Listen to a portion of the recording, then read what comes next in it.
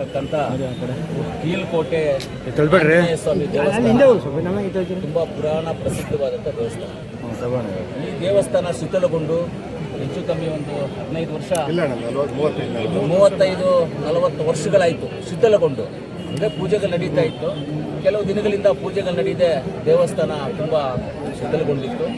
ಅದರಿಂದ ಇಲ್ಲಿ ಯಾವುದೇ ಜಾತಿ ಮತ ಭೇದವಿಲ್ಲದೆ ಎಲ್ಲರೂ ನಾವು ಒಗ್ಗೂಡಾಗಿ ಇವತ್ತು ಕೀಲ್ಕೋಟೆ ಆಂಜನೇಯ ಸ್ವಾಮಿ ದೇವಸ್ಥಾನನ ಪುನರ್ನಿರ್ಮಾಣ ಮಾಡಿ ಅದನ್ನು ಜನಗಳಿಗೆ ಭಕ್ತಾದಿಗಳಿಗೆ ಒಪ್ಪಿಸಬೇಕು ಅಂತ ಒಂದು ತೀರ್ಮಾನ ತಗೊಂಡಿದ್ದೀವಿ.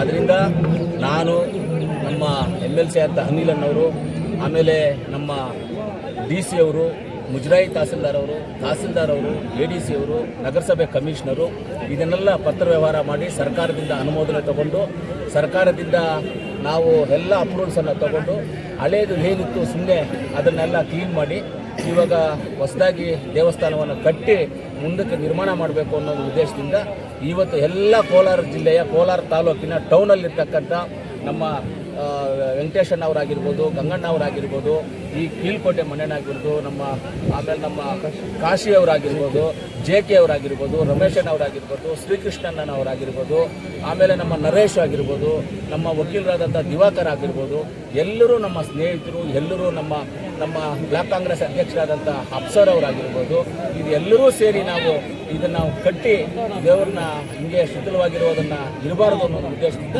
ಇವತ್ತು ಪೂಜೆ ಮಾಡಿದ್ದೀವಿ. ಖಂಡಿತವಾಗ್ಲೂ 1.5 ವರ್ಷದಲ್ಲಿ ಕಂಪ್ಲೀಟ್ ಮಾಡಬೇಕು ಅಂತ ಹೇಳಿದ್ದೀವಿ. ಆ ದೇವರು ಎಷ್ಟು ದಿವಸದಲ್ಲಿ ಕಂಪ್ಲೀಟ್ ಮಾಡ್ಕೊಳ್ತಾರೆ ಗೊತ್ತಿಲ್ಲ, ಖಂಡಿತವಾಗ್ಲೂ ಮಾಡ್ತೀವಿ.